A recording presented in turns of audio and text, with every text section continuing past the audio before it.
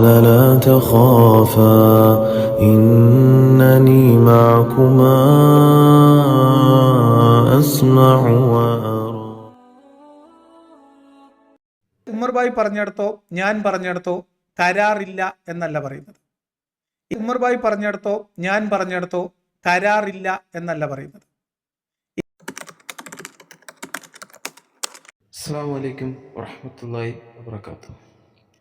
ബിസ്മില്ലാഹി അൽഹംദുലില്ലാഹി റബ്ബിൽ ആലമീൻ. അല്ലാഹുമ്മ സ്വല്ലി അലാ മുഹമ്മദിൻ വഅലാ ആലി മുഹമ്മദിൻ കമാ സ്വല്ലൈത അലാ ഇബ്രാഹീം വഅലാ ആലി ഇബ്രാഹീം ഇന്നക ഹമീദും മജീദ്. നമ്മളെ ഒരുപാട് ലിയാഖത്തിന് നമുക്ക് ഒരുപാട് മറുപടി കൊടുത്തതായിട്ടും അദ്ദേഹത്തിൻ്റെ ഒരുപാട് കളവുകൾ പിടിച്ചതായിട്ടും ഒക്കെ നമ്മുടെ ചാനലുണ്ട്. അത് മാത്രമല്ല, ഇദ്ദേഹത്തിന് നമ്മൾ ഒരുപാട് പ്രാവശ്യം ഈ പറഞ്ഞ ക്ലബ് ഹൗസിൽ വെച്ച് തന്നെ നേരിട്ടുള്ള ചർച്ചയിൽ പങ്കെടുത്തിട്ടുണ്ട്. അതിനുശേഷം ഇയാൾ ഈ പറഞ്ഞ എന്താ പറയുക, ഈ യൂട്യൂബിൽ ലൈവിൽ വരുന്ന ആ സമയത്തൊക്കെ നമ്മൾ ഇദ്ദേഹവുമായിട്ട് എന്താ പറയുക ചർച്ചകളിൽ ഏർപ്പെട്ട ആളുകളാണ് ഞാനൊക്കെ. എൻ്റെ പേര് അയാൾക്ക് എപ്പോൾ ചോദിച്ചാലും അറിയുന്ന ആളാണ്. എന്നിട്ടും എന്നെ പറ്റി പലതുമാണ് ഇയാൾ പറഞ്ഞു നടക്കുന്നത്. അത് പോട്ടെ, നമുക്കതിൻ്റെ അയാളെ ഒരു സർട്ടിഫിക്കറ്റ് ഒന്നും വേണ്ട. പക്ഷെ പിന്നീട് ഈ പറഞ്ഞ എൻ്റെ പല വീഡിയോകളും ഇയാൾ പല ഇതിലും യൂസ് ചെയ്യുന്നുണ്ട്. അപ്പം ഞാൻ കാണുന്നതിൽ ഇപ്പം ശ്രദ്ധയിൽപ്പെട്ട ചിലത് മാത്രം ഞാൻ മറുപടി പറയാറുണ്ട്. അപ്പോൾ ഈയിടെ ഞാൻ കണ്ടത് ഈ ബനു ഖുറൈള സംഭവവുമായിട്ട് ബന്ധപ്പെട്ട ഒരു കരാറിൻ്റെ വിഷയത്തിൽ ഇവർ കുറേ കാലമായിട്ട് നടത്തുന്ന ഒരു സംഭവം. അതിൽ കരാറ് ഇല്ല എന്ന് ഞങ്ങൾ പറയുന്നില്ല എന്നാണ് ഇവർ പറയുന്നത്. പിന്നെ കരാർ എവിടെയെന്ന് ചോദിക്കേണ്ട ആവശ്യം ഇല്ല എന്നുള്ളതാണ്. കരാർ ഇല്ല എന്ന് പറയുന്ന ആളുകളാണ് നമ്മൾ കരാറുണ്ട് എന്ന് പറയുന്നുണ്ട്, അവരില്ല എന്ന് പറയാണ്. അപ്പം ഇവർക്ക് ചോദിക്കാം, നമ്മളാണ് ഉണ്ട് എന്ന് പറയുന്നത്. അപ്പോൾ അവർക്ക് ചോദിക്കാം, നിങ്ങൾ ഉണ്ട് എന്ന് പറയുന്ന ആളുകളാണല്ലോ, എന്നാൽ ആ കരാർ എവിടെ എന്ന് ന്യായമായിട്ട് അവർക്ക് ചോദിക്കാം. എന്നാൽ ഇവരിപ്പോൾ പറയുന്നത് വെച്ചാൽ ഞങ്ങൾ കരാറില്ല എന്ന് നമ്മൾ പറയാറില്ല, പക്ഷെ ആ കരാർ എവിടെ ഉണ്ട് എന്ന് നമ്മൾ തമ്മിൽ രണ്ടുപേരും സമ്മതിക്കുന്ന ഒരു വിഷയത്തിൽ അതെവിടെ എന്ന് ചോദിക്കേണ്ട ഒരു ആവശ്യം തന്നെ ഇല്ല എന്നുള്ള. അതെന്തുകൊണ്ട് എന്ന് വെച്ചാൽ ഇതിപ്പോൾ ഇന്നലെ ഒന്നും നടന്ന ഒരു സംഭവമേ അല്ല. ഇത് 1400 വർഷങ്ങൾക്ക് മുമ്പ് നടന്ന ഒരു സംഭവമാണ്. ആ സംഭവമായിട്ട് ബന്ധപ്പെട്ടിട്ട് അവിടെ ഒരു കരാർ നിലനിന്നിരുന്നോ ഇല്ലേ എന്ന് മാത്രം നമ്മൾ അന്വേഷിക്കുന്നു. അതിൽ കരാറുണ്ട് എന്ന് നമുക്ക് ബോധ്യപ്പെടുന്നു. അത് രണ്ട് കൂട്ടരും സമ്മതിക്കുന്നു. അതിനുശേഷം വന്നിട്ട് അത് എങ്ങനെയായിരുന്നു, അതിൻ്റെ സ്വഭാവം, അതെന്തായിരുന്നു അതിൽ എന്നൊക്കെ ചോദിക്കേണ്ട ഒരു ആവശ്യവുമില്ല എന്നാണ് ഞാൻ മനസ്സിലാക്കുന്നത്. അപ്പോൾ എന്തായാലും നമുക്ക് വിഷയത്തിലേക്ക് കിടക്കാം. ഇദ്ദേഹം എനിക്കെതിരെ ഉന്നയിച്ച വാദങ്ങളും അതുപോലെ തന്നെ ഈ കരാറില്ല എന്ന് ഇയാൾ സമർത്ഥിക്കാൻ ശ്രമിക്കുന്നതും ഞാൻ കരാറുണ്ട്, അത് ഏതാണ് ആ കരാർ എന്ന് ഞാൻ പറഞ്ഞതും എന്നെല്ലാമുള്ള വിശദമായ ഒരു ചർച്ചയാണ് ഞാൻ ഉദ്ദേശിക്കുന്നത്. എന്തായാലും കരാർ നമുക്ക് ഇന്ന് എന്തായാലും കൊടുക്കാം ഇൻഷാ അല്ലാഹ്. വേണ്ട, നമ്മൾ ഈ ചർച്ചയിൽ തന്നെ ഇവരുടെ ഈ ഉറുമ്പ് ഹദീസിന്റെ ഒക്കെ സോഴ്സ് ഓഫ് റെഫറൻസ് ആയിട്ട് ഇവരെ സഹായിച്ച ഷമീർ കാലിക്കറ്റ് എന്ന് പറയുന്ന അദ്ദേഹത്തിന്റെ ഒരു വാക്ക്, അദ്ദേഹം ഇതേ ചർച്ചയിൽ ഇപ്പൊ നിങ്ങൾ അവർ കേൾപ്പിച്ച അതേ വീഡിയോയിൽ നമ്മളത് യൂട്യൂബിൽ ഗൂഗിൾ മീറ്റ് വഴിയുള്ള ലൈവ് പ്രോഗ്രാം ആയിരുന്നു, അതിൽ ഷമീർ വന്ന് സംസാരിക്കുന്ന ആ ഭാഗം നിങ്ങളൊന്ന് കേട്ടോളൂ. അതാണ് നമ്മൾ ഇന്നത്തെ ഈ ഒരു സീരീസിൽ ഏറ്റവും പ്രധാനപ്പെട്ട നുണ എന്ന് പറഞ്ഞാൽ ഇത് കരാറേ ഉണ്ടായിട്ടില്ല എന്ന് പറയുന്നതാണ്. അപ്പോൾ കരാർ ഉണ്ട് എന്നുള്ളത് നമുക്ക് കൃത്യമായി തന്നെ തെളിയിക്കാൻ പറ്റും. കരാറില്ല എന്ന് തെളിയിക്കേണ്ടത് ഈ നുണ പറഞ്ഞ ആളുകളുടെ ബാധ്യതയാണെന്നാണ് എനിക്ക് തോന്നുന്നത്, അല്ലേ? അതെ, ആക്ച്വലി നമുക്ക് കരാർ ഉണ്ടെന്ന് കാണിക്കേണ്ട കാര്യം ബാധ്യത നമുക്കില്ല. കാരണം ഇത് ഇസ്ലാമിനെതിരെ അവർ ഉന്നയിക്കുന്ന ആർഗ്യുമെന്റ് ആണ്. അപ്പോൾ ബർഡൻ ഓഫ് പ്രൂഫ് അവരുടെ പേരാണ് ഉണ്ടാവുക. നമ്മളെ സംബന്ധിച്ചിടത്തോളം കരാർ ഇല്ല എന്ന് അവർക്ക് കാണിക്കാൻ കഴിഞ്ഞിട്ടില്ല എന്ന് മാത്രം ചൂണ്ടിക്കാണിച്ചാൽ മതി. കരാർ ഉണ്ട് എന്ന് കാണിക്കേണ്ട ആവശ്യം പോലും ബാധ്യത പോലും ബർഡൻ ഓഫ് പ്രൂഫിൽ പോലും നമുക്ക് ഇല്ല എന്നുള്ളതാണ്. പക്ഷേ നമുക്ക് കരാർ ഉണ്ട് എന്ന് കാണിക്കാൻ വ്യക്തമായ തെളിവുകൾ ഉണ്ട് എന്നുള്ളതാണ് യാഥാർത്ഥ്യം. ഞങ്ങൾക്ക് കരാറുണ്ട് ഉണ്ടായിരുന്നു, ലംഘിച്ചു എന്ന് തെളിയിക്കേണ്ട കാര്യമൊന്നുമില്ല. കാരണം കരാറില്ല എന്ന് നമ്മൾ പറഞ്ഞുകൊണ്ട് നടക്കുകയാണ്. ഒരു ജനതയുടെ ജീവനും സ്വത്തും അപഹരിക്കുന്നതിലേക്ക് നയിച്ച ഒരു സംഭവത്തെ ന്യായീകരിക്കാൻ വേണ്ടി ഈ നൂറ്റാണ്ടിൽ അങ്ങേയറ്റം മനുഷ്യത്വഹീനമായ ഒരു കൂട്ടക്കുരുതിയെ ന്യായീകരിക്കാൻ വേണ്ടിയിട്ട് അവർ ചെയ്ത ക്രൈം, അവർ കരാർ ലംഘിച്ചതാണ് എന്ന് ന്യായീകരിക്കുന്ന നിങ്ങൾ ഏതായിരുന്നു ആ കരാറെന്നും ആ കരാറിലെ വ്യവസ്ഥകൾ എന്തായിരുന്നു എന്നും പറയാൻ ബാധ്യതയുണ്ട്. അതിന് നിങ്ങൾക്ക് തെളിവ് വെക്കാൻ ബാധ്യതയുണ്ട്. എവിടത്തേക്കാണ് നിങ്ങൾ രക്ഷപ്പെട്ട് ഓടിപ്പോകുന്നത്? ഞങ്ങൾക്ക് അങ്ങനെ തെളിവ് വെക്കേണ്ട കാര്യമൊന്നുമില്ല. എന്നാലും ഞങ്ങൾക്ക് തെളിവുണ്ട്, ഞങ്ങൾ വേണമെങ്കിൽ തരാം, ഒരു ഔദാര്യം പോലെ. നിങ്ങളുടെ അടുത്ത് തെളിവില്ല, ഏതാണ് കരാർ എന്നതിനെ കുറിച്ച് നിങ്ങൾക്ക് കൃത്യതയില്ല, ഏതാണ് കരാർ എന്നതിലോ ആ കരാറിന്റെ വ്യവസ്ഥകൾ എന്തായിരുന്നു എന്നോ അതിൽ ഏത് വ്യവസ്ഥയാണ് അവർ ലംഘിച്ചതോ എന്നതിനെ കുറിച്ചോ ഒരു ചക്കക്കുരുവും നിങ്ങളുടെ കയ്യിലില്ല എന്ന് നമ്മൾ ഇന്നും തെളിയിക്കും. അപ്പൊ പറഞ്ഞു വരുന്നത്, ഇവര് ഞങ്ങൾക്ക് അങ്ങനെ തെളിയിക്കേണ്ട കാര്യമൊന്നുമില്ല, ഞങ്ങൾ അങ്ങനെ ഈ വിമർശകർ ഇങ്ങനെ കരാറില്ല എന്ന് പറഞ്ഞു നടക്കുകയാണ്, അതുകൊണ്ട് ഞങ്ങൾക്ക് തെളിയിക്കേണ്ട കാര്യമൊന്നുമില്ല, കരാർ ഇല്ല എന്ന് നമ്മൾ തെളിയിച്ചു കൊടുക്കണം. പക്ഷെ എന്നാലും പോലത്തെ തെളിവൊക്കെ ഉണ്ടല്ലോ, പിന്നെ തെളിവൊന്ന് കാണാം. ഓക്കെ, അപ്പോൾ ഇദ്ദേഹം എൻ്റെ വോയിസ് കേൾപ്പിക്കുന്നുണ്ട്. ഇൻഷാ അള്ളാ ഞാനത് കേൾപ്പിക്കാം. ആദ്യം ഈ ഇത്രയും പറഞ്ഞതിന് നമുക്കൊന്ന് ചെറിയ രീതിയിൽ മറുപടി പറയാം. അപ്പോൾ ഇദ്ദേഹം പറഞ്ഞു വരുന്നത് എന്താ വെച്ചാൽ, കരാറ് ഉണ്ട് എന്ന് പറയുന്ന ആളുകൾ കാണിച്ചു കൊടുക്കണം. നമ്മൾ മാത്രമല്ല പറയുന്നത്, നിങ്ങളും സമ്മതിക്കുന്നുണ്ട് കരാറ് ഉണ്ട് എന്നുള്ളത്. ഞാൻ പറഞ്ഞിടത്തോ കരാറില്ല എന്നല്ല പറയുന്നത്. അപ്പോൾ കരാറുണ്ട് എന്നുള്ളത് നിങ്ങൾ വായിക്കുന്ന ഹദീസുകളിലും സീറകളിലും ഒക്കെ കൃത്യമായിട്ട് വരുന്നുണ്ട്. അതിന് കൃത്യമായ തെളിവുകളും മറ്റും UA ടീം നടത്തിയ ആ ഒരു വീഡിയോയിൽ കൃത്യമായിട്ട് ഉൾക്കൊള്ളിച്ചിട്ടുണ്ട്. ഇപ്പോൾ ഇമാം തബരിയുടെ ഗ്രന്ഥത്തിൽ നിന്നും, താരിഖ് ഹബരിയുടെ ഗ്രന്ഥത്തിൽ നിന്നും മറ്റും ശുക്കൂർ വരിക്കോടനും അതേപോലെയുള്ള അബ്ദുൽ അബ്ബാസിലും ടീമൊക്കെ കാണിച്ചു വായിച്ചു കൊടുത്തതാണ്. ഇമ്പോർട്ടൻ്റ് ആയിട്ടുള്ള ഒന്നാണ് തൊബരിയുടെ ചരിത്രം എന്ന് പറയുന്നത്. അതിൽ തന്നെ കൃത്യമായി പറയുന്നുണ്ട് ഇങ്ങനെ ഒരു കരാർ നിലനിൽക്കുന്നുണ്ട്. എങ്ങനെയാണ് അത് പറയുന്നതെന്ന് വെച്ച് കഴിഞ്ഞാൽ, ഞങ്ങൾ തമ്മിൽ ഒരു കരാറുണ്ട്. ആരാണ് പറയുന്നത്? കഅബ് എന്ന് പറയുന്ന ബനൂ ഖുറൈളയുടെ നേതാവാണ് പറയുന്നത് ഹുയൈനോട് ഞങ്ങൾ തമ്മിലൊരു കരാറുണ്ട്. അല്ല, അത് ഹുയയ്യ ആരാന്നുള്ളത് കൂടി അവിടെ ബനു നളീർ ഗോത്രത്തിന്റെ നേതാവാണ് ഹുയൈ. ഹുയൈനോട് ഖുറൈശിന്റെ നിർദ്ദേശപ്രകാരം ഹുയൈ വന്നിട്ട് ബനു ഖുറൈളയുടെ നേതാവായ കഅബിനോട് പറയുകയാണ്, എന്താണ്, നിങ്ങൾ ഞങ്ങളെ കൂടെ നിൽക്കണം, മുഹമ്മദ് നബി സല്ലല്ലാഹു അലൈഹി വസല്ലമയെ വഞ്ചിക്കണമെന്ന്. അപ്പോഴാണ് പറയുന്നത്, ഞങ്ങൾക്ക് മുഹമ്മദ് നബി സല്ലല്ലാഹു അലൈഹി വസല്ലമയുമായി ഒരു കരാറുണ്ട് എന്നും അദ്ദേഹത്തിൽ നിന്ന് ഞങ്ങൾ മോശമായി ഒന്നും അദ്ദേഹത്തിന്റെ ഭാഗത്തു നിന്ന് ഉണ്ടായിട്ടില്ല, അദ്ദേഹം ഞങ്ങളുമായിട്ടുള്ള കരാർ വളരെ കൃത്യമായി തന്നെയാണ് നിലനിർത്തിയിട്ടുള്ളത് ഇതുവരെ എന്നും പറയുന്നത് നമുക്ക് കാണാൻ കഴിയും. അത് മറ്റേ കൃത്യമായിട്ട് തന്നെ പിന്നെ തൊബിരിയിൽ പിന്നെ വോളിയം നമ്പർ 8 പേജ് നമ്പർ 14 അത് കൃത്യമായിട്ട് കാണാൻ സാധിക്കും. I have made treaty with Muhammad and will not break the pact that exist between me and him. ഞങ്ങൾ തമ്മിൽ ഒരു കരാർ ഉണ്ടാക്കിയിട്ടുണ്ട്, അത് ഒരിക്കലും ഞങ്ങൾ ബ്രേക്ക് ചെയ്യാൻ തയ്യാറല്ല എന്നുള്ളത് വളരെ കൃത്യമായിട്ട്. I have seen nothing but faithfulness and truth on his part. വളരെ കൃത്യമായിട്ട് ഒരു ഫെയ്ത്ത്ഫുൾനെസ്സും അതുപോലെ തന്നെ സത്യവുമൊക്കെയാണ് അദ്ദേഹത്തിൻ്റെ ഭാഗത്ത് ഞങ്ങൾക്ക് എക്സ്പീരിയൻസ് ചെയ്യാൻ പറ്റിയിട്ടുള്ളത്. അതുകൊണ്ട് അത് ബ്രേക്ക് ചെയ്യാൻ തയ്യാറല്ല എന്ന് ആരാണ് പറയുന്നത്? ഈ ബനൂ ഖുറൈളയുടെ നേതാവ് അത് ആരോടാണ് പറയുന്നത്? അതും വളരെ പ്രസക്തമാണ്. അതായത് ഖുറൈശും അതുപോലെ തന്നെ മറ്റ് സഖ്യകക്ഷികളുമെല്ലാം ജൂതഗോത്രമായിട്ടുള്ള ബനൂ നദീറിന്റെ പിന്നെ നേതാവായിട്ടുള്ള ഹുയൈ എന്ത് ചെയ്യാണ്? ഈ കഅബിന്റെ അടുത്തേക്ക് വരികയാണ്. അവിടെയാണ് ആ ജൂതന്മാർ പരസ്പരമാണ് പറയുന്നത്. ഒരു ജൂതഗോത്രം പറയാണ്, നിങ്ങൾ മുസ്ലിങ്ങളെ ആക്രമിക്കാൻ കരാറ് ലംഘിച്ചുകൊണ്ട് ഞങ്ങളുടെ കൂടെ നിൽക്കണം എന്ന് പറയുമ്പോൾ, ഈ പറഞ്ഞ ജൂതഗോത്രമായിട്ടുള്ള ബനൂ ഖുറൈളയുടെ നേതാവാണ് പറയുന്നത് ഞങ്ങൾ ലംഘിക്കാൻ റെഡിയല്ല എന്ന്. ആ സാഹചര്യം കൂടി വെക്കുമ്പോൾ അത് തന്നെ വളരെ കൃത്യമായിക്കൊണ്ട് തന്നെ കരാർ ഉണ്ട് എന്നുള്ളതിന്റെ ഏറ്റവും പ്രധാനപ്പെട്ട ഒരു തെളിവായിട്ടാണ് എനിക്ക് തോന്നുന്നത്. അതേപോലെ തന്നെ ഇമാം അബൂദാവൂദിന്റെ ഹദീസിൽ നിന്നും കാണിച്ചു കൊടുത്തിട്ടുണ്ട്. അപ്പോൾ ഇത്രയും തെളിവുകൾ നമ്മൾ ഇദ്ദേഹത്തിന് കാണിച്ചു കൊടുത്തിട്ടുണ്ട്. തെളിവ് എന്താണെന്ന് വെച്ചാൽ കരാറുണ്ട് എന്നുള്ളതിനുള്ള തെളിവ്.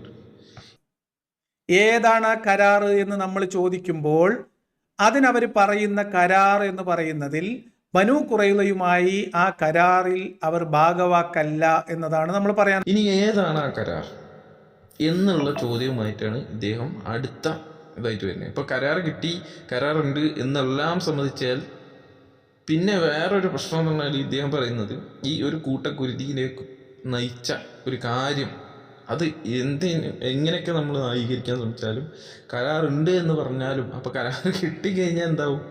പിന്നെ അടുത്ത വാദം വരുന്നത് എന്താ? ഇങ്ങനെയൊക്കെ കിട്ടിയെന്ന് പറഞ്ഞാലും ഈ ഒരു കൂട്ടക്കുരുതിയെ നിങ്ങൾ എങ്ങനെയാണ് ന്യായീകരിക്കുന്നത് എന്നാണ് ഇദ്ദേഹം ചോദിച്ചു വരുന്നത്. ഇതൊരു ന്യായീകരണമല്ല, ഇത് കൃത്യമായിട്ട് മനസ്സിലാക്കണം. ഇതൊരു ന്യായീകരണമല്ല.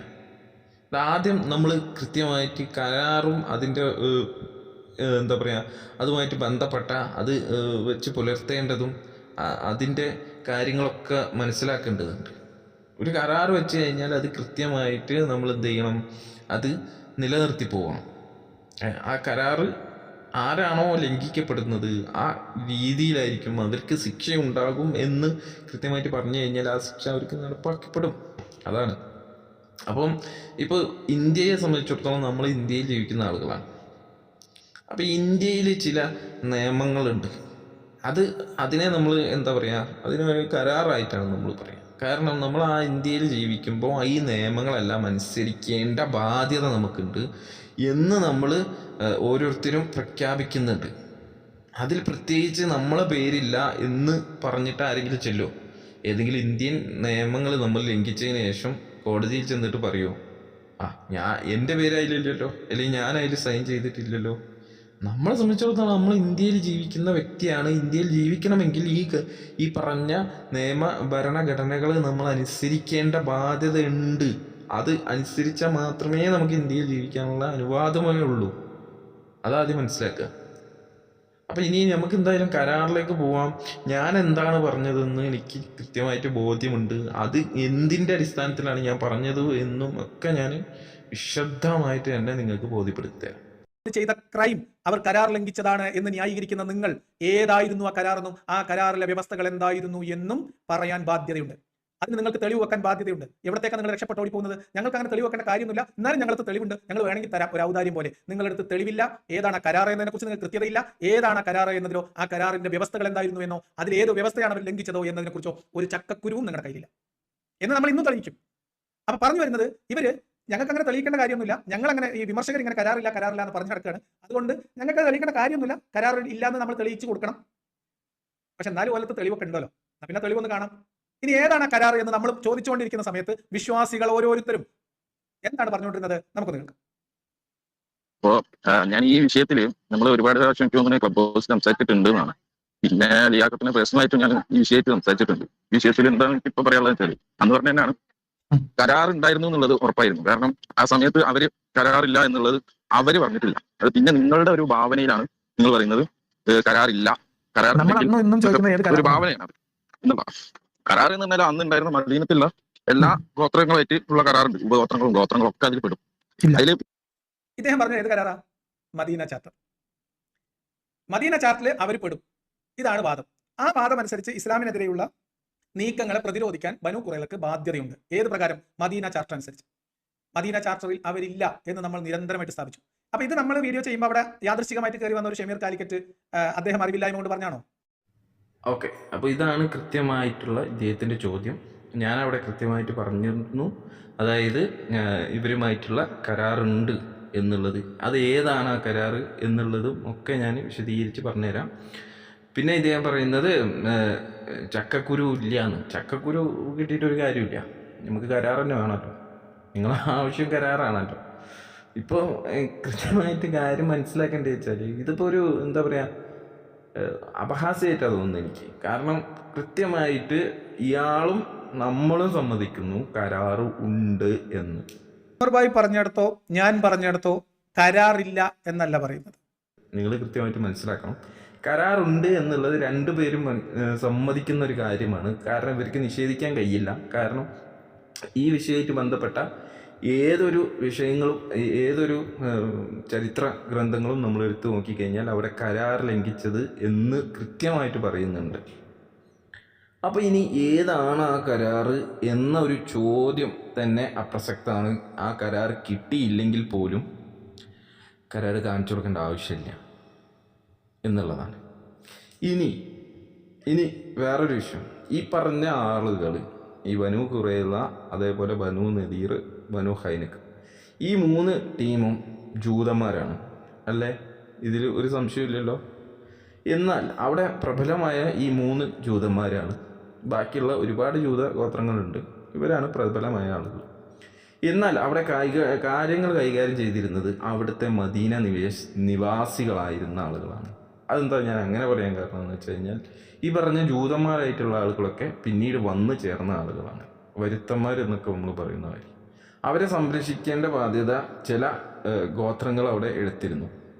അതിൽപ്പെട്ടതാണ് ഈ ബനു ഔസ് ഗോത്രം, ഔഫ് ഗോത്രം, അതേപോലെ ഖസർജ് ഗോത്രം. അങ്ങനെ വരുന്ന ഒരുപാട് ഗോത്രങ്ങൾ ഈ പറഞ്ഞ ജൂതന്മാരെ സംരക്ഷിച്ചിരുന്ന ആളുകളായിരുന്നു. അപ്പോൾ ഒരു ടീമായിട്ടായിരുന്നു അവർ മുന്നോട്ട് പോയിരുന്നത്. അവർ തമ്മിൽ ഒരു എന്താ പറയുക ഉള്ളിലൊരു എന്താ പറയുക ഒരു അഭിപ്രായം ഉണ്ടായിരുന്നു. അവർ തമ്മിലൊരു കരാറ് പോലെ തന്നെ അവരൊരു വ്യവസ്ഥയിലായിരുന്നു അവർ പോയിക്കൊണ്ടിരുന്നത്. ഒരു എഴുതിയ കരാറില്ലെങ്കിൽ പോലും ഓരോരു സംസാരത്തിലൊരു ഒത്തൊരുമയിലായിരുന്നു അവർ മുന്നോട്ട് പോയിരുന്നത്. അപ്പോൾ അതിൻ്റെ ഇടയിലാണ് ഇവിടെ ഒരുപാട് പ്രശ്നങ്ങൾ സംഭവിക്കാറുണ്ട് ഈ മദീനയിൽ. തമ്മിൽ ഗോത്രങ്ങൾ തമ്മിലുള്ള കച്ചറയും ഇതൊക്കെ അവിടെ അടിപിടി അല്ലെങ്കിൽ കൊല കുത്ത് ഇതൊക്കെ നടക്കുന്ന ഒരു സമയത്താണ് നബി സല്ലല്ലാഹു അലൈഹി വസല്ലമയെ ഈ പറഞ്ഞ അവിടെയുള്ള മെയിനായിട്ടുള്ള ആളുകൾ ഔസ്, ഔഫ്, അതേപോലെ ഖസറജ്, ഇവരൊക്കെ നബി സല്ലല്ലാഹു അലൈഹി വസല്ലമയെ മദീനയിലേക്ക് കൊണ്ടുവരുന്നത്.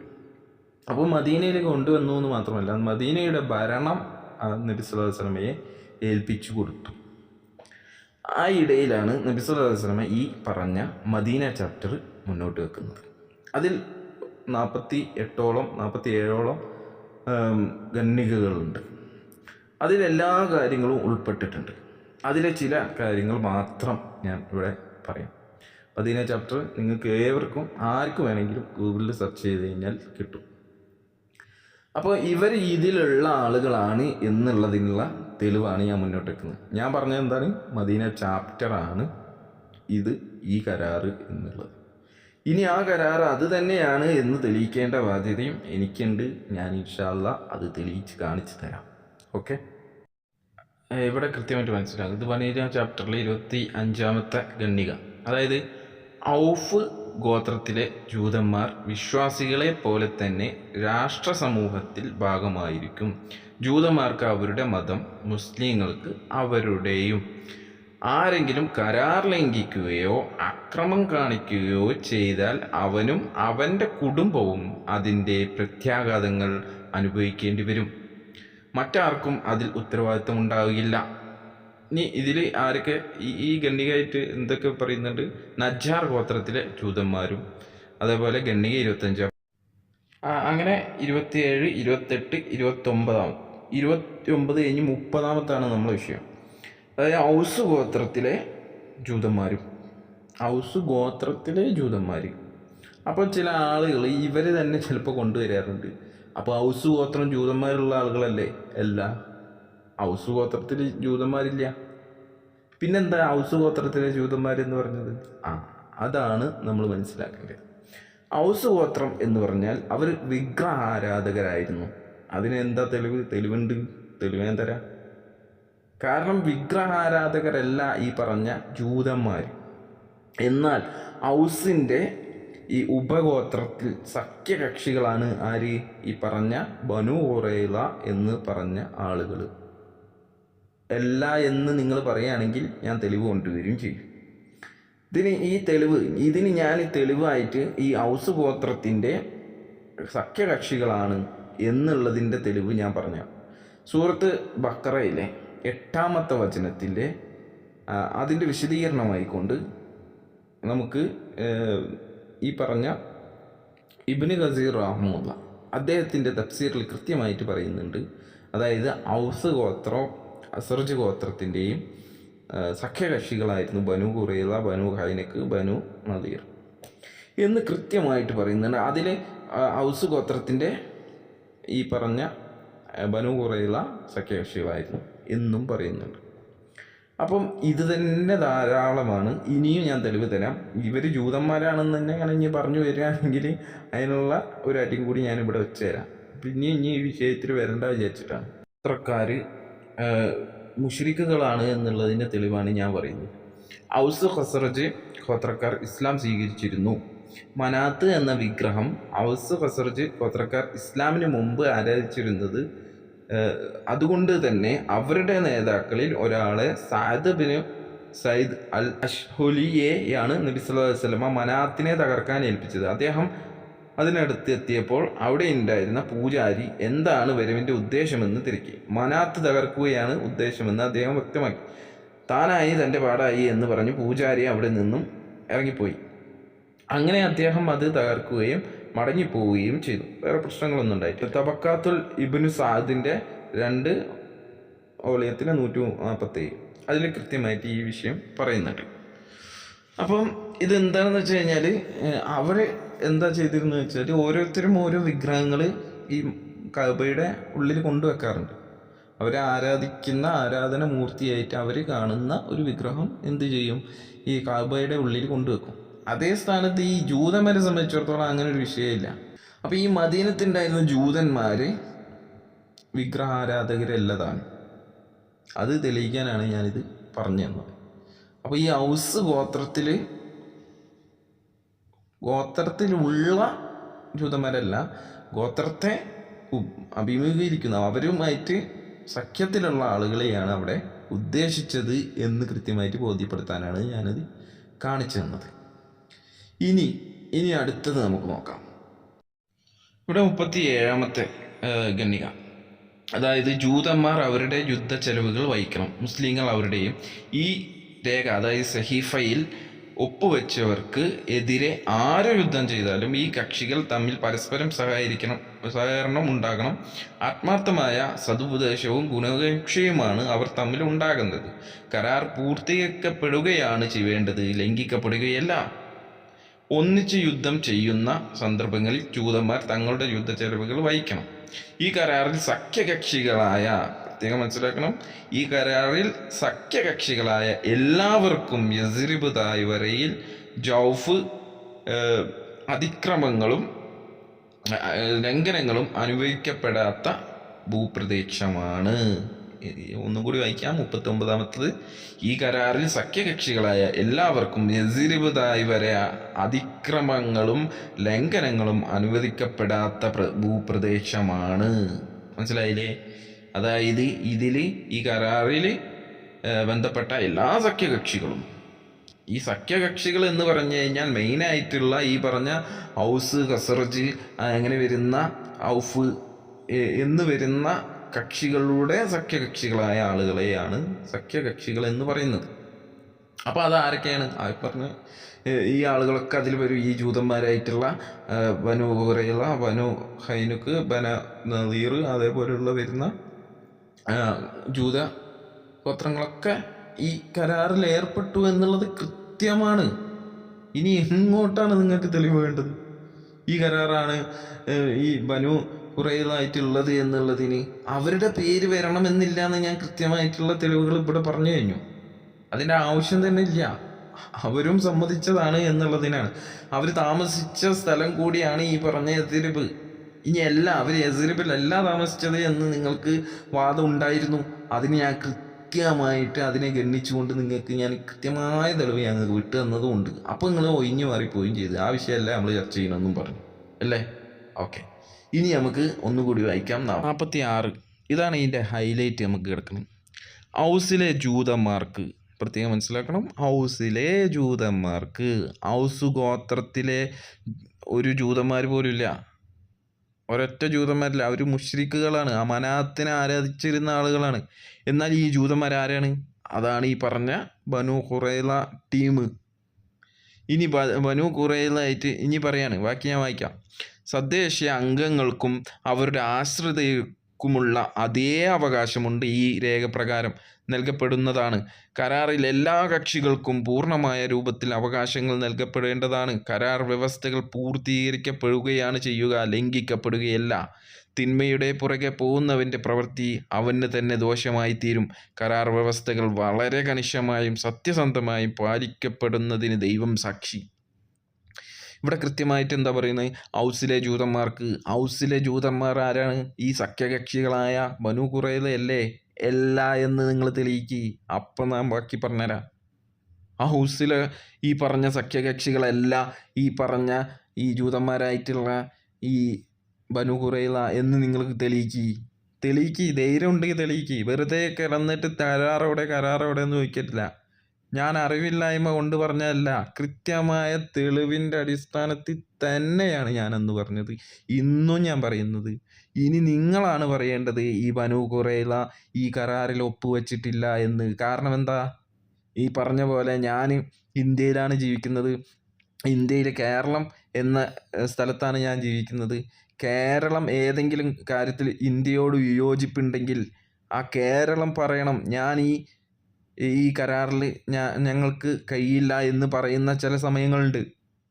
ആ സമയങ്ങളിലായി കൃത്യമായിട്ട് ആ കരാറിൽ ഒപ്പുവെക്കില്ല എന്ന് പറയും.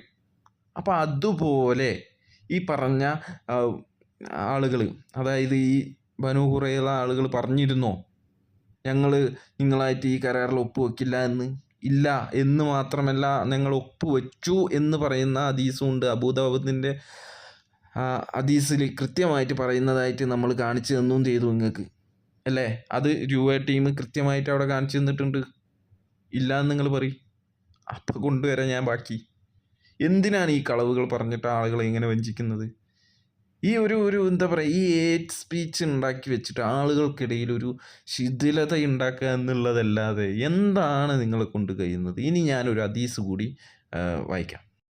അബൂ സഅദ് അൽ ഖുദ്രി പറയുന്നു, സഅദ് ബിൻ മുആദിൻ്റെ വിധി അംഗീകരിക്കാൻ ചില ആളുകൾ സമ്മതിച്ചു. അതിനാൽ, അതായത് ബനു ഖുറൈള, അതിനാൽ പ്രവാചകൻ അദ്ദേഹത്തെ സഅദ് ബിൻ മുആദിന് റളിയല്ലാഹുവിനെ ആളെ വെച്ച് വിളിപ്പിച്ചു. അങ്ങനെ അദ്ദേഹം കഴുതുപുറത്ത് കയറി പള്ളിയുടെ അടുത്തെത്തിയപ്പോൾ നബി സല്ലല്ലാഹു അലൈഹി വസല്ലം പറഞ്ഞു, നിങ്ങളിൽ ഏറ്റവും മികച്ചത് ലഭിക്കാൻ എഴുന്നേൽക്കും, അല്ലെങ്കിൽ പറഞ്ഞു നിങ്ങളുടെ തലവനായി എഴുന്നേൽക്കും, അതായത് ഇവരുടെ തലവനായി എഴുന്നേൽക്കും എന്ന് പറഞ്ഞു.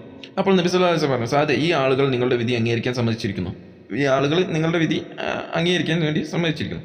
സാദ് പറഞ്ഞു, അവരുടെ യോദ്ധാക്കൾ, പ്രത്യേകം മനസ്സിലാക്കണം, ഇവരെ എല്ലാവരെയും വധിച്ചു എന്ന് പറയുന്നത് ഈ കള്ളമാണ്, പച്ചക്കള്ളമാണ്. അവരിലെ യോദ്ധാക്കൾ, അതായത് ഈ യുദ്ധത്തിലേക്ക് വന്ന ആളുകൾ, യോദ്ധാക്കൾ എന്ന് പറഞ്ഞു കഴിഞ്ഞാൽ യുദ്ധത്തിലേക്ക് വന്ന ആളുകളെയാണ് പറയും, കൊല്ലപ്പെടണമെന്നും അവരുടെ കുട്ടികളും സ്ത്രീകളും ബന്ദികളാക്കണമെന്നും ഞാൻ വിധിക്കുന്നു. പ്രവാചകൻ പറഞ്ഞു, അള്ളാഹുവിൻ്റെ അല്ലെങ്കിൽ രാജാവിൻ്റെ വിധി സമാനമായ ഒരു വിധിയാണ് നിങ്ങൾ നൽകിയിരിക്കുന്നത്. ഇത് സഹീഹ് ബുഖാരി 38:04 കൃത്യമായിട്ട് അവിടെ പറയുന്നത്. ഇനി അടുത്തതായിട്ട് ആയിഷ റളിയല്ലാഹു അൻഹ പറയുന്നു, അവർക്കു നേരെയുള്ള ഉപരോധം കഠിനമായി മാവുകയും ദുരിതം രൂക്ഷമാവുകയും ചെയ്തപ്പോൾ അവരോട് പറഞ്ഞു, അള്ളാഹുവിൻ്റെ ദൂതൻ്റെ വിധിയിലേക്ക് നിങ്ങൾ ഇറങ്ങിച്ചെല്ലുക. അങ്ങനെ അവർ അബൂ ലുബാബ ബിൻ അബ്ദുൽ മുൻദറിനോട് ആലോചിച്ചു. അത് അറുകൊല തന്നെയായിരിക്കും, അദ്ദേഹം അവരോട് പറഞ്ഞു. അതായത് ഇത്രക്ക് വലിയ തെറ്റാണ് നിങ്ങൾ ചെയ്തത്, എന്തായാലും നിങ്ങളെ കൊല്ലുക എന്നുള്ളതല്ലാതെ അതിൽ കുറഞ്ഞൊരു ശിക്ഷ നിങ്ങൾക്ക് ഉണ്ടാവാൻ ഒരു ചാൻസും ഇല്ല എന്നുള്ള രീതിയിലാണ് അദ്ദേഹം പറഞ്ഞത്. അതായത് അറുകൊലയായിരിക്കും അത്, നിങ്ങൾ ചെല്ലുക എന്നുള്ളത്. ഓക്കെ, അങ്ങനെ അവരെന്നാലും ഞങ്ങൾ സഅദ് ബിൻ മുആദിൻ്റെ വിധി അനുസരിച്ച് ഞങ്ങൾ ചെല്ലും എന്ന് പറഞ്ഞു. ഓക്കെ, ഇനി നമ്മൾ എന്ത് ചെയ്യുക? ഒരു രക്ഷയില്ല, നമ്മൾ സഅദ് ബിൻ മുആദിൻ്റെ വിധി അനുസരിക്കുക എന്ന് മാത്രമേ ഉള്ളൂ. കാരണം അവരുടെ നേതാവാണ്, ഇവരുടെ സഖ്യകക്ഷി ആയതുകൊണ്ടാണ് ഈ നേതാവിൻ്റെ വാക്ക് കേൾക്കാമെന്ന് പറയുന്നത്. സഅദ് ബിൻ മുആദിൻ്റെ തീരുമാനം അനുസരിച്ച് നിങ്ങൾ ഇറങ്ങി വരിക എന്ന് റസൂൽ സല്ലല്ലാഹു അലൈഹി വസല്ലം അവരോട് പറഞ്ഞു. അങ്ങനെ സഅദ് ബിൻ മുആദിനെ ഒരു കഴുതപ്പുറത്ത് കൊണ്ടുവന്നു. അത് നമ്മൾ കേട്ടാണ്. അങ്ങനെ ഒരു കഴുതയുടെ അടുക്കൽ കൊണ്ടുവന്നു. ആളുകൾ അദ്ദേഹത്തെ വളഞ്ഞു. അവർ പറഞ്ഞു, ഓ അബു അംർ, ഞങ്ങൾ നിങ്ങളുടെ സഖ്യകക്ഷികൾ. എന്താണ്? ഞങ്ങൾ നിങ്ങളുടെ സഖ്യകക്ഷികൾ, നിങ്ങളുടെ വിശ്വസ്തർ, നിങ്ങൾക്കറിയാവുന്നവർ. എന്തൊക്കെ പറയുന്നത്? ഞങ്ങൾ നിങ്ങളുടെ സഖ്യകക്ഷികൾ. മനസ്സിലാക്കണം, ഞങ്ങളോട് നിങ്ങൾ കരുണ കാണിക്കണം. ആയിഷ റളിയല്ലാഹു അൻഹ വീണ്ടും തുടരുകയാണ്. അദ്ദേഹം അവർക്ക് യാതൊരു മറുപടി കൊടുത്തില്ല. കാരണം അവർ ഗൗനിച്ചതുമില്ല. കാരണം എന്താണ്? ഇത്രയ്ക്ക് വലിയ തെറ്റാണ് അവർ ചെയ്തത്. ആ തെറ്റൊക്കെ നമ്മൾ വിശദീകരിച്ച് പറയാം. അങ്ങനെ അവരുടെ വീടിനടുത്തെത്തിയപ്പോൾ അവരുടെ നേരെ തിരിഞ്ഞ് അദ്ദേഹം പറഞ്ഞു, അള്ളാഹുവിൻ്റെ കാര്യത്തിൽ ഒരാളുടെയും ആക്ഷേപം പരിഗണിക്കേണ്ട ആവശ്യമില്ലാത്ത ഒരു സമയമാണ് ഇപ്പോൾ വന്നു ചേർന്നിട്ടുള്ളത്. ഇത് ഇബ്നു കസീർ റഹ്മത്തുള്ളാഹിൻ്റെ അൽ ബിദായ വൽ നിഹായയിൽ വോളിയം 4 അധ്യായം ബനൂ ഖുറൈള യുദ്ധം. അപ്പോൾ ഇത്രയും ഞാൻ വായിച്ചത് എന്തിനാന്ന് വെച്ച് കഴിഞ്ഞാൽ, ഈ പറഞ്ഞ ബനൂ ഖുറൈള ആരുടെ സഖ്യകക്ഷിയാണ് എന്നുള്ളതിൻ്റെ തെളിവാണ് ഞാൻ കാണിച്ചത്. അതുമാത്രമല്ല, നമ്മുടെ ആർട്ടിക്കിൾ 46, അതായത് മദീന ചാപ്റ്ററിലെ 46ാമത്തെ ഖണ്ഡികയിൽ കൃത്യമായിട്ട് പറയുന്നുണ്ട്, സഖ്യകക്ഷികളും ഇതിൽ ഉൾപ്പെട്ടിട്ടുണ്ട്, ഉപ്പ് വെക്കണം എന്നൊക്കെ കൃത്യമായിട്ട് പറയുന്നുണ്ട്. ഇനിയും നിങ്ങൾ പറയുകയാണോ ഈ ബനൂ ഖുറൈളയായിട്ട് ബന്ധപ്പെട്ട കരാറിലെവിടെ കരാറുണ്ട് എന്ന് നിങ്ങൾ സമ്മതിച്ചു? ഇനി കരാർ എവിടെയാണല്ലോ നിങ്ങളുടെ ചോദ്യം. അതിനിതാ കൃത്യമായ മറുപടി, ഇതാ കരാർ. ഇനിയും കരാർ ചോദിച്ചു വരരുത് മിസ്റ്റർ. നമുക്ക് കേൾക്കാം. അപ്പോ ഞാൻ ഈ വിഷയത്തില് നമ്മൾ ഒരുപാട് പ്രാവശ്യം എനിക്ക് തോന്നുന്നു ക്ലബ് ഹൗസിൽ സംസാരിച്ചിട്ടുണ്ട് എന്നാണ്.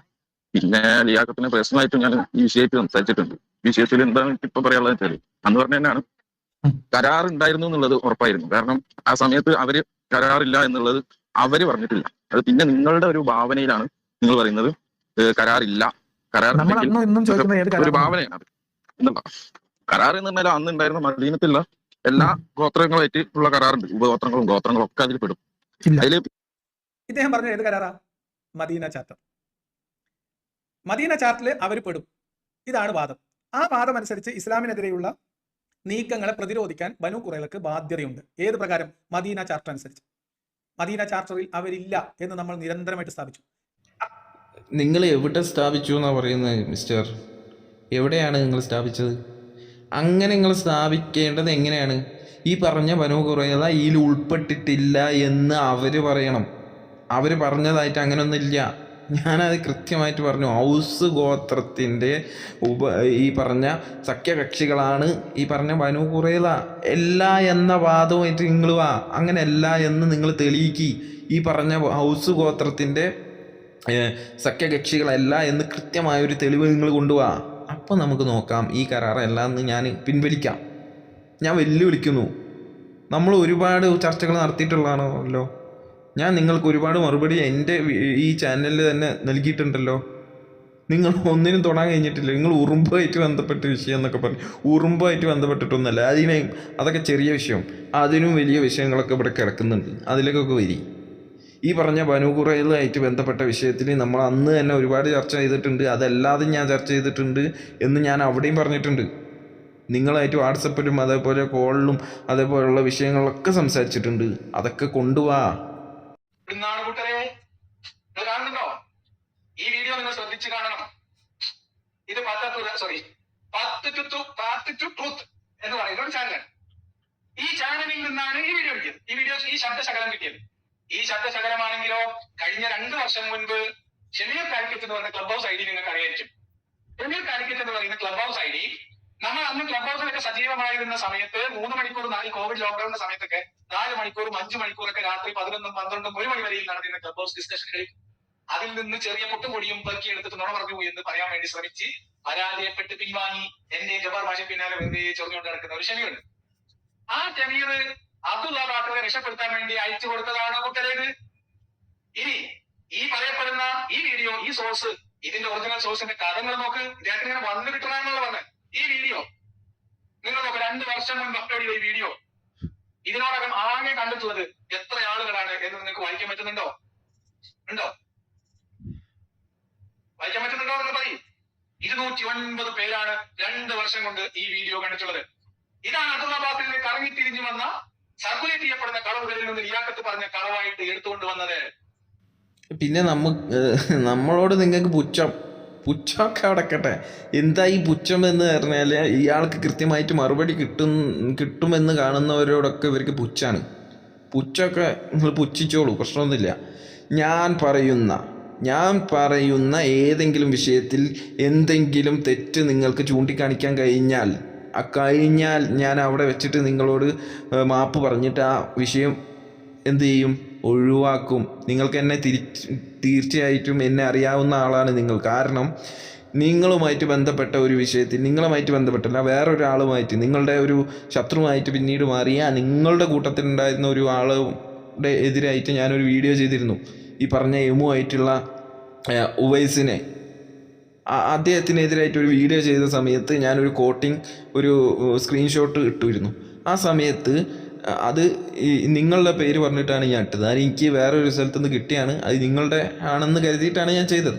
അപ്പോൾ നിങ്ങൾ എന്നെ ഫോൺ വിളിച്ചു ബന്ധപ്പെട്ടു. ഞാൻ അന്ന് കുവൈത്തിൽ തന്നെയാണ്. അന്ന് നിങ്ങൾ വാട്സപ്പിലാണ് നിങ്ങൾ എനിക്ക് കോൾ ചെയ്യുന്നത്, ഓർമ്മയുണ്ടല്ലോ? അന്ന് നിങ്ങൾ പറഞ്ഞപ്പോൾ ഞാൻ എന്ത് ചെയ്തു അത് പറയൂ. അന്ന് ഞാൻ നിങ്ങളോട് പറഞ്ഞു എനിക്ക് വേണമെങ്കിൽ ഞാൻ ഈ വീഡിയോ ഡിലീറ്റ് ചെയ്യാം, പ്രശ്നമൊന്നുമില്ല. അപ്പോൾ ഞാൻ പറഞ്ഞു വേണമെങ്കിൽ ഡിലീറ്റ് ചെയ്യാം, വേണ്ട അതിൻ്റെ ആവശ്യമില്ല, എഡിറ്റ് ചെയ്യാം, ഇന്ന സമയമാണ് എന്ന് പറഞ്ഞ് തന്നു നിങ്ങൾ. ഓക്കെ, ഞാനത് ചെക്ക് ചെയ്യട്ടെ എന്ന് പറഞ്ഞു. പിന്നീട് നിങ്ങൾ എന്നെ വിളിച്ചു. നിങ്ങളത് എങ്ങനെ അത് എഡിറ്റ് ചെയ്യാമെന്ന് യൂട്യൂബിൽ ഇന്ന രീതിയിൽ ചെയ്ത് കഴിഞ്ഞാൽ ആ ഭാഗം മാത്രം കട്ടായി പോകും എന്നൊക്കെ നിങ്ങൾ എനിക്ക് പറഞ്ഞു തന്നു. എന്നിട്ട് ഞാൻ എന്ത് ചെയ്തു? ആ ഭാഗം ഒഴിവാക്കി. നിങ്ങളല്ല അതിന് ഉത്തരവാദി എന്ന് പറഞ്ഞപ്പോൾ ഞാൻ കൃത്യമായിട്ട് അത് ഒഴിവാക്കി തന്ന ആളാണ് ഞാൻ. എന്നോട് നിങ്ങൾക്ക് പുച്ഛം അല്ലേ? എൻ്റെ ചാനലിനോട് നിങ്ങൾക്ക് പുച്ഛം. അങ്ങനെ ഒരു ചെറിയ ചാനലാണെന്നുണ്ടെങ്കിൽ നിങ്ങൾ എന്തിനാണ് എന്നെ വിളിച്ചിട്ട് ആ ഭാഗം ഒഴിവാക്കാൻ പറഞ്ഞ്? ആകെ കുറച്ച് ആളുകളല്ലേ കാണുന്നുള്ളൂ. അപ്പോൾ നമ്മൾ പറയുന്ന കാര്യങ്ങൾ കൃത്യമാണ് അതിൽ എന്തെങ്കിലും പ്രശ്നങ്ങളുണ്ടെങ്കിൽ നിങ്ങൾ ചൂണ്ടിക്കാണിക്കും. നമ്മുടെ ചാനലിനെ നിങ്ങൾ പുച്ഛിക്കേണ്ടതില്ല. അത് ആദ്യമായിട്ട് എന്താ പറയുക, തുടക്കത്തിൽ വ്യൂവേഴ്സൊക്കെ കുറവായിരിക്കും. അത് ഏത് ചാനലിനും അങ്ങനെ തന്നെ ആയിരിക്കും. നിങ്ങളൊക്കെ ചാനൽ തുടങ്ങിയ പാടന്നെ ലക്ഷക്കണക്കിന് വ്യൂവേഴ്സ് ഉള്ള ആളുകളൊന്നും ആയിരുന്നല്ലോ. അപ്പോൾ അതൊന്നും പറയണ്ട. നിങ്ങൾ തീർച്ചയായും ഈ വീഡിയോ കണ്ടാൽ ഇതിന് മറുപടി ആയിട്ട് വരുമെന്ന് ഞാൻ വിചാരിക്കുന്നു, ഇൻഷാ അള്ളാ. ഇനി ഈ വിഷയത്തിൽ നിങ്ങൾ കരാറും ചോദിച്ചു വരികയാണെങ്കിൽ നിങ്ങൾ ഇത്രയ്ക്കും എന്താ പറയുക ബോധമില്ലാത്ത ആളാണെന്ന് നമ്മൾ വിചാരിക്കേണ്ടി വരും. ഇനി എന്തെങ്കിലും ഈ വിഷയത്തിൽ നിങ്ങൾക്ക് ഉണ്ടെങ്കിൽ, ഇനി ഈ കരാറുമായിട്ട് ബന്ധപ്പെട്ട എന്തെങ്കിലും സംശയമുണ്ടെങ്കിൽ നിങ്ങൾ എന്നെ സമീപിക്കണം. അല്ലെങ്കിൽ എനിക്ക് ഇതിന് മറുപടി ആദ്യം പറയണം. കരാർ ഇതല്ല എന്ന് നിങ്ങൾ തെളിയിക്കണം. അതിന് ഞാൻ പറഞ്ഞ ഉപാധിയുണ്ട്. അതായത് ബനു ഖുറൈള ഈ കരാറിൽ ഒപ്പുവെച്ചിട്ടില്ല എന്ന് അവരാണ് ഇനി പറയേണ്ടത്. കാരണം അവർ ഒപ്പുവെച്ചു എന്നുള്ളതിന് കൃത്യമായ തെളിവ് ഞാൻ കാണിച്ചു തന്നു. അവർ ഔസിൻ്റെ കൃത്യമായ സഖ്യകക്ഷികളാണ് എന്നുള്ളതിൻ്റെ തെളിവും അവരാ എന്താ പറയുക ശിക്ഷയ്ക്ക് അവർ സമ്മതിച്ചതായിട്ടും ഒക്കെ തെളിവ് ഞാൻ മുന്നോട്ട് വെച്ചിരുന്നു. അപ്പോൾ ഇൻഷാ അള്ളാ പറഞ്ഞ പോലെ തന്നെ ഈ വിഷയം നമ്മൾ ഇവിടെ നിർത്തുകയാണ്. എന്തായാലും ഈ വിഷയവുമായി ബന്ധപ്പെട്ടിട്ട് അവരുടെ എന്തിനാണ് അവർക്കെതിരെ ഉണ്ടായ നടപടി എന്നുള്ളതിന് ഒരു ലിങ്ക് ഞാൻ താഴെ കൊടുക്കുന്നുണ്ട്. എന്തായാലും നിർത്തുന്നു. വാഹിറ ദഅ്വാനാ അൽഹംദുലില്ലാഹി റബ്ബിൽ ആലമീൻ. അസ്സലാമു അലൈക്കും വറഹ്മത്തുള്ളാഹി വബറകാതുഹു.